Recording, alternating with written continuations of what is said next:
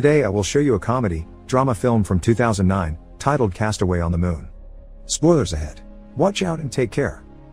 In the city of Seoul, Kim Sung-gun is having a bad time. He has lost his job, his girlfriend broke up with him, and he's drowning in debt, so he decides to jump into the river. However, instead of dying, he ends up washing ashore on a coast near the city. Seeing his drowning didn't work, he thinks it'll be more effective to jump off the famous 63 building, but when he tries to go back to the city, he realizes he's on an island with no way out. His cell phone isn't working, so he leaves it under the sun to dry and then goes to sleep, covering himself with some old newspapers. In the morning, he's woken up by the sound of a ferry passing by, so Sung-gun tries to get their attention, but the only passenger that notices him thinks he's merely waving to say hi. After writing help on the sand, he tries his phone again and discovers it's working again, but it barely has any battery left, so he needs to be careful. His first call is to 911, who think he's pranking them when he says he's on an island near the bridge, so they hang up on him. Next, he calls his ex-girlfriend, who reminds him she doesn't want to talk to him and hangs up as well. Before he can make another call, he receives one from a telemarketer, who won't listen to his request for help and keeps on trying to sell him something until the phone battery finally dies. Now his only option is to swim across the river, not an easy task when the water is freezing. Sung-gun tries anyway and soon proves to be a big mistake. He's never learned to swim properly. As he drowns, his mind goes through all the depressing moments of his life, his father being disappointed that he can't swim instead of teaching him, various failed job interviews, his girlfriend breaking up with him, and the catchy advertisement that got him to ask for a loan. As he returns to the shore, these memories make him realize there's no point in going back because he doesn't have a life to return to in the first place, so he tries to end things by hanging his tie from a tree. When he's about to do it, he hears the alarm from the civil defense running the biannual drills, thinks maybe he should do this after they're done, and after struggling against the tie for a few seconds, he leaves it behind when his body reminds him he needs to relieve himself. He goes deeper in the woods to take a dump, and while he's squatting there, he finds some salvia flowers, from which he takes some petals to suck their salvia off. They're so sweet that it makes him cry, and he decides he won't end things soon. After drinking water from the river, which doesn't taste good, he eats some mushrooms and tries to start a fire by just using some sticks, but it doesn't work, so he uses a lighter he had with him. When night falls, he's keeping himself warm with a decent fire and looking at his old life through the credit cards in his wallet. Then, he begins yelling at the city, realizing nobody can hear or see him, so he pulls down his pants and shakes his hips as he tells the world he has a much simpler life here on the island. The next morning, he begins walking around the island to pick up all the useful trash he can find. After getting a bottle of laundry detergent, he finds a duck-shaped boat that he drags back to the place where he's settling down and fills it with straw, making it a comfortable and safe place to sleep in. The next step is finding something to eat besides the mushrooms, which proves to be more difficult than it sounds.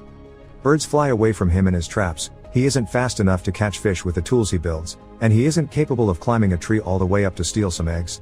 It's during one of these failed climbing attempts that a bird relieves itself on his head, so he goes to wash his hair in the river with the detergent he found. This detergent is now polluting the water and kills some fish, which Sung-gun roasts over the fire and has for dinner.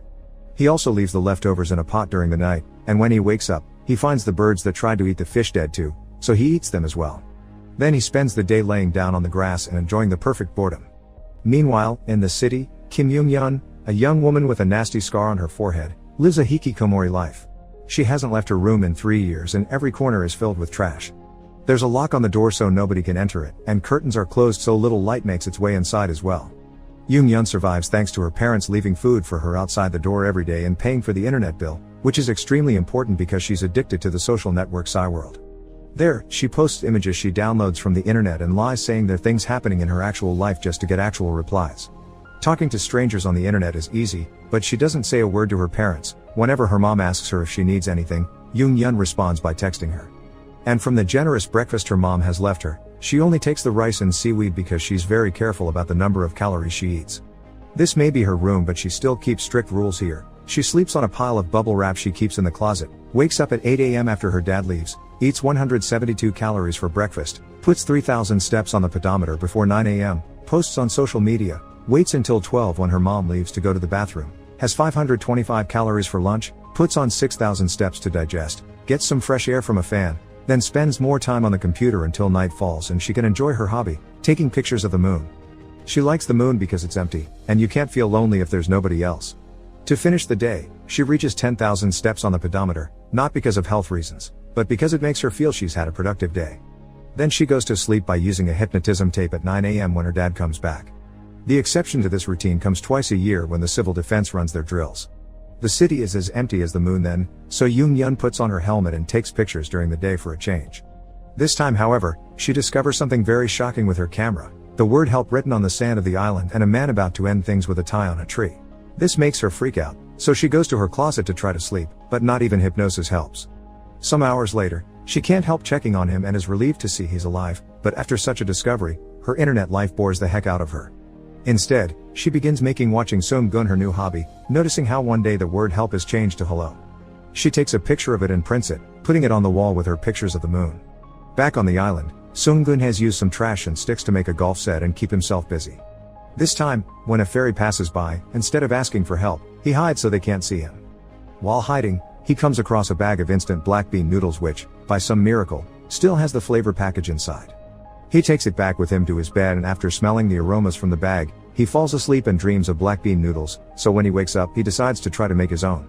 He grinds various plants he finds hoping they can make a good replacement for wheat, but it's pointless, the moment he adds water to them, they become mud. While having fish later, he cries as he thinks back on all the times he turned down black bean noodles like an idiot. While trying to sleep, he keeps getting distracted by the sound of birds relieving themselves on the boat roof, and that's when he has a revelation, bird dump could be the answer to all his problems. Birds eat seeds, and if they can't digest those seeds, he may be able to plant them. Seung-gun finds decent soil by checking out where worms are living and starts working the ground to plant all the poop he's scraped off the boat with his credit card. He built some protection for his feet using empty bottles, saves his own dump to use as manure, uses a rock to plow the land, and his own clothes to make a scarecrow, leaving his wallet inside the pocket of the jacket because he doesn't need it anymore. The hard work makes him sweat, and when he realizes how salty it is, Seung-gun begins licking his entire body, happy to taste salt again after so long. One of the words on the noodle package can be shortened to hope, which is a good way to describe what all this gardening means to him. All this is seen by Yoon-yeon through her camera, who has been watching him for 2 months now and has printed a bunch of pictures of him and hung them on the wall. She decides she wants to get in contact with this man, so one night, after her parents went to bed, she dresses up, puts on a helmet, and leaves the apartment. She distracts the guard at the door by sending a robot down through the elevator while she takes the stairs, and whenever someone could possibly see her on the streets, she would hide behind her umbrella. When she makes it to the bridge, she puts the message she's printed for him in a bottle and throws it into the river. The next morning, she checks the message on the sand, but she's disappointed to see it hasn't changed.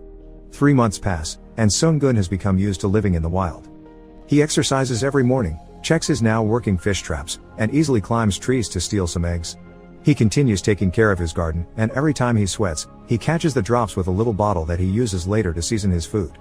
One morning, he discovers his hard work has been successful, sprouts have appeared in his garden. This puts him in a good mood to go looking for trash, and that's when he finally finds the bottle with the message in it. When he begins unrolling the sheet of paper, at first he thinks it is empty, but he finally reaches the end, he sees one word, hello. Now he knows someone is watching him. Seung-gun puts back his pants and after lots of thought, he decides to write a new message on the sand, how are you? This delights Yoon-yeon, who prints a picture of him with the message, and later that night, she does all the sneaking around again to send him a new bottle.